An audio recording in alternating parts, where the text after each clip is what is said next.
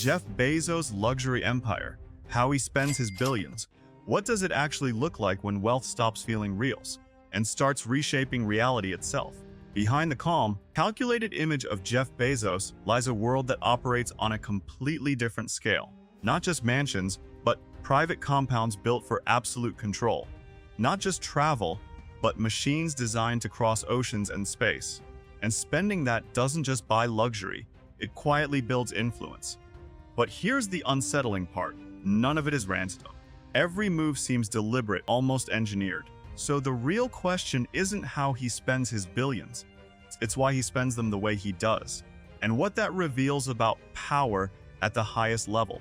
When people talk about wealth, they usually imagine bigger houses, faster cars, maybe a private jet if things get extreme. But that mental model breaks down the moment you step into the world of Jeff Bezos.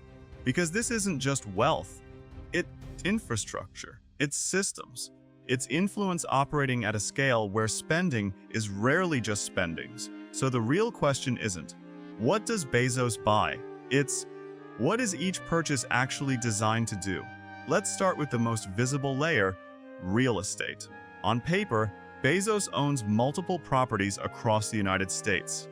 But look closer, and a pattern starts to emerge. In places like Beverly Hills and Washington, D.C., his properties aren't just homes.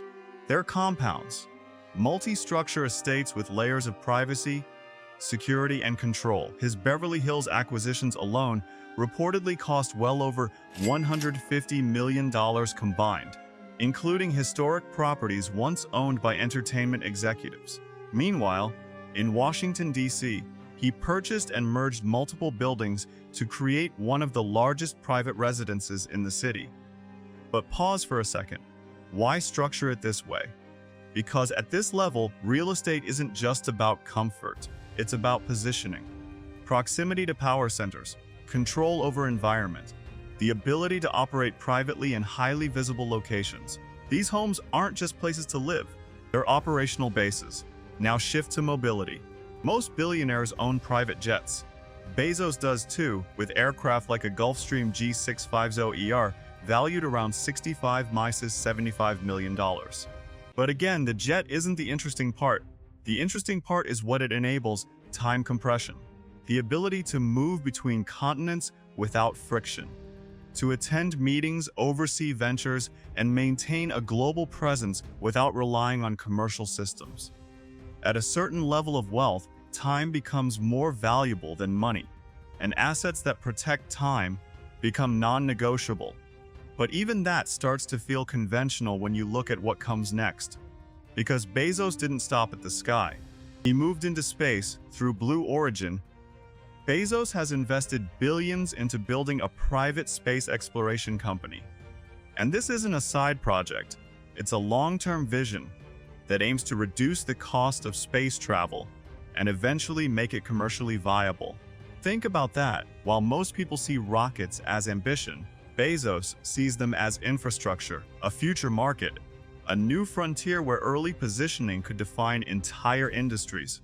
So ask yourself, when a billionaire spends billions on rockets, is that indulgence or is it early-stage dominance? Now let's come back to Earth, specifically the ocean. Bezos owns one of the most talked about yachts in the world, a massive sailing yacht often referred to as Koru, reportedly costing around $500 million. It's not just large, it's engineered. Accompanied by a support vessel with a helipad, the setup allows for extended travel with minimal dependency on external logistics. But here's the part that makes you think, why build something so complex when simpler luxury yachts already exist? Because again, it's not just about luxury, it's about autonomy. The ability to move across international waters, host high-level meetings, and operate entirely on your own terms. At this level, independence isn't a preference, it's a strategy. And when you start connecting these pieces, real estate, jets, yachts, space, you begin to see a pattern forming. Every major luxury asset serves a second function. A mansion becomes a secure hub, a jet becomes a time machine, a yacht becomes a mobile headquarters, a rocket becomes a future industry. So where does traditional luxury fit into this? Surprisingly, it's still there. But even that is filtered through a different lens. Take Bezos's lifestyle spending, high-end watches, exclusive events, elite social circles. These aren't just displays of wealth, they're signals. Markers of status within a network that operates globally.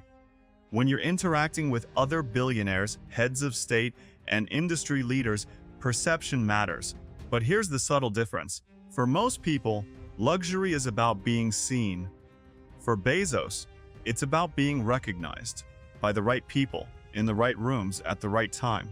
And that distinction changes how money is used. Now let's talk about something less visible, but arguably more powerful: ownership. Because while the headlines focus on what Bezos spends, a significant portion of his wealth remains tied to equity, particularly in Amazon. Even after stepping down as CEO, he retains substantial shares, meaning his net worth fluctuates with the company's performance. But here's the key insight. He doesn't need to sell everything to access liquidity. Instead, he can leverage assets, using shares as collateral, structuring deals that allow him to access billions without fully exiting positions. This preserves long-term upside while still funding massive expenditures. So again, the pattern holds. Money isn't just spent, it's positioned. And this is where things start to blur between lifestyle and strategy, because at a certain scale, the two become inseparable. When Bezos invests in media, such as purchasing the Washington Post, is that a passion project or a strategic asset that provides influence over public discourse? When he funds Blue Origin, is it curiosity or a calculated move into a trillion-dollar future market? When he builds compounds and buys yachts, is it comfort or controlled environments for decision-making at the highest level? Each question leads to another, and none of the answers are simple because this isn't a traditional lifestyle. It's an ecosystem, one where every component interacts with the others, where visibility drives opportunity, opportunity drives investment, and investment drives even greater influence. And maybe that's the most important shift to understand. At this level, wealth stops being about accumulation, it becomes about orchestration, managing complexity, aligning assets, creating systems that not only sustain themselves, but expand. But here's something that often gets overlooked. None of this happens passively. Even with teams, advisors, and executives, the vision has to come from somewhere. The direction, the priorities, the willingness to take massive, long-term bets that might not pay off for decades. So the question becomes more personal. What kind of mindset operates comfortably at this scale? Because while the assets are impressive, the thinking behind them is what makes the difference. Bezos has often emphasized long-term thinking, willingness to invest today for returns that may come years or decades later. That philosophy shows up everywhere. In Amazon's early years of reinvesting profits instead of maximizing short-term gains. In Blue Origin's slow, methodical development. In real estate choices that prioritize positioning over immediate ROI, it's patience, but weaponized. And in a world driven by short-term results, that creates an advantage few can replicate. But here's where it gets even more interesting. Because despite all this structure, all this planning, all this calculated expansion, there's still an element of unpredictability. Markets change, technologies evolve, public perception shifts, and even the most carefully designed systems can face pressure. So how does someone like Bezos prepare for that? By building flexibility into the system, diversification across industries, liquidity options through structured finance, global positioning through assets and networks. Each layer adds resilience, which brings us back to the original idea. This isn't just spending, it's design. A carefully constructed empire where money flows into assets, assets create leverage, and leverage opens doors to even larger opportunities. And the more you look at it, the more one question starts to take shape. Is Jeff Bezos living a life of extreme luxury? Or is he building something far more calculated, using luxury as just one visible layer of a much deeper system? Because if you've been paying attention, you already know. We've only scratched the surface. In the next part, we're going to break open the hidden side of this empire. The investments most people overlook, the financial strategies that quietly multiply billions, and the decisions that could define the future of entire industries. And once you see that, you might never look at billionaire spending the same way again. Now we move past what's visible and into what actually drives the machine. Because if the mansions, jets, yachts, and rockets felt impressive, what sits underneath them is far more calculated. And this is where Jeff Bezos stops looking like someone who spends billions and starts looking like someone who deploys them with intent. Because here's the truth most people miss. At this level, money isn't used to upgrade lifestyle. It's used to shape the future. Let's start with something that rarely makes headlines: liquidation strategy. Bezos doesn't just sit on his wealth. A significant portion of his net worth remains tied to Amazon stock. And instead of randomly selling shares, he's known to systematically offload billions over time, often to fund his other ventures. Now pause there. Why not just hold everything and let it grow? Because liquidity equals optionality. Every time he converts equity into cash, he gains the ability to move fast, to invest, to build, to acquire, and more importantly, to do it without waiting. And where does a large portion of that liquidity go? Straight into Blue Origin. Reports have suggested that Bezos has sold roughly $1 billion worth of Amazon stock annually to fund Blue Origin. Not because it's profitable right now, but because it represents something much bigger, a long-term bet. And not just any bet, a bet on infrastructure beyond Earth. So ask yourself this: how many people spend billions on something that may not fully pay off in their lifetime? That's not luxury. That's vision operating on a completely different time horizon. But here's where things get even more strategic. Because Bezos isn't just betting on space, he's also placing calculated positions across emerging industries through his investment firm, Bezos Expeditions. This includes early or notable investments in companies like Airbnb, Uber, and other high-growth startups. And if you look at the pattern, you'll notice something subtle. He doesn't chase trends. He positions early in systems that scale globally. Bot-Bot-Faust. Marketplaces. Technologies that reshape behavior. So again, the same question appears: is this diversification? Or is this strategic foresight? Because when you invest early in companies that go on to dominate industries, you're not just multiplying wealth, you're embedding yourself into the structure of the modern economy. And that's a very different kind of power. Now let's talk about influence. Because this is where things become less tangible, but far more impactful.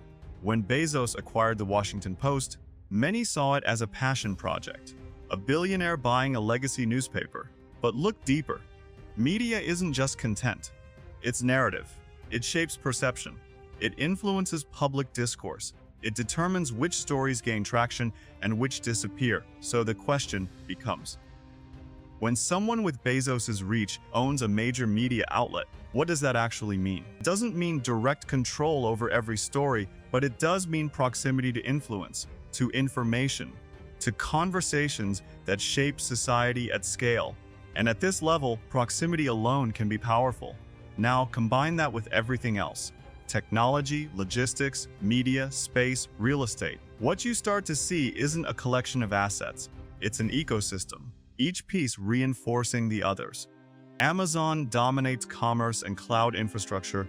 Blue Origin targets the future of space. The Washington Post sits within the information layer. Investments through Bezos Expeditions tap into emerging innovation. And all of it exists under one overarching framework: long-term expansion. But here's something that deserves attention. Because while the system looks incredibly stable, it's built on constant motion. Markets shift. Regulations change. Public perception fluctuates. Competition intensifies. And yet, Bezos seems to operate with a principle that neutralizes much of that volatility: long-term thinking over short-term noise. It's a philosophy he's repeated for decades. Willingness to be misunderstood in the short term in order to win in the long term. But let's challenge that for a moment. Is long-term thinking alone enough to build something like this? Or does it require something more uncomfortable? Because behind every long-term bet is uncertainty. And behind every expansion is the possibility of failure. Blue Origin, for example, competes in a space industry where timelines stretch for years, sometimes decades. Returns aren't immediate. Progress can be slow. Public comparisons, especially with competitors, can be relentless. So why continue? Because at this level, the upside isn't measured in millions. It's measured in dominance over future industries. And that changes the entire risk equation. Now let's bring it back to lifestyle. Because by now, you can probably see it differently. The yacht? Not just leisure, mobility, and privacy. The mansions? Not just comfort, strategic locations. The jet? Not just travel, time control. Each asset feeds into the system. But here's the paradox. From the outside, it looks like the ultimate life of freedom. From the inside, it might actually be one of the most structured existences imaginable, because maintaining this level of influence requires constant calibration. Every investment decision matters. Every public move is analyzed. Every partnership carries implications. So the question becomes more personal again. Does this level of wealth freeing, or does it come with a different kind of pressure? Because when your decisions impact industries, economies, and even future technologies, the margin for error changes. And yet, Bezos continues to expand. Which brings us to something even more subtle, legacy. Because at a certain point, wealth stops being about accumulation and starts being about what remains. Blue Origin isn't just a company. It's a long-term vision tied to humanity's future in space. Philanthropic initiatives, like the Bezos Earth Fund, signal influence in climate and global issues. Investments in innovation shape the direction of technology itself. So now the question shifts again. What is Jeff Bezos actually building? A lifestyle? An empire? Or a legacy that extends far beyond his lifetime? Because if you look at the pattern closely, it doesn't feel random. It feels intentional. And maybe that's the most important takeaway from everything you've seen. Because while most people focus on how billionaires spend their money, the real story is how they position it, where they place it, how they structure it, what they expect it to become. And once you start thinking that way, everything changes. You stop seeing luxury as the end goal and start seeing it as a byproduct, a visible layer of something much deeper. So the next time you hear about a $500 million yacht or a $1 billion space investment, don't just react to the number. Ask the better question. What is this really building? Because in Jeff Bezos' world, nothing exists in isolation. Every move connects, every asset aligns. Every decision feeds into a system designed not just to sustain wealth, but to expand influence across time. And whether you admire that, question it, or find it overwhelming, you can't deny one thing. Once you see the pattern, you can't unsee it. Now I want to hear your perspective.